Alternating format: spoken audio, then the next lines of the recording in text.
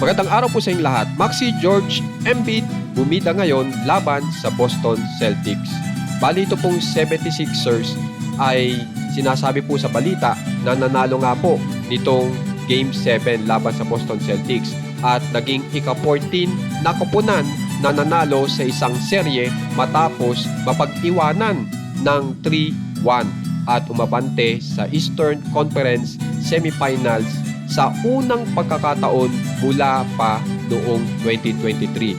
So talagang history na naman po ito sa 76ers, itong nagawa po nila Embiid, nila Maxi at George, kung saan ay 2023 pa nakapasok sa playoffs.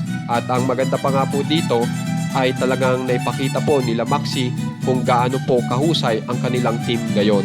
At makakalaban nga po nila Maxi ito pong Knicks sa round 2. Kaya talagang magiging napakatindi po ng challenge kina Maxi, George at Embiid ang kanilang second round sa playoffs. So ngayon, panoorin po muna natin kung ano ba ang ginawang mga moves ng 76ers para maipanalo laban sa Boston Celtics.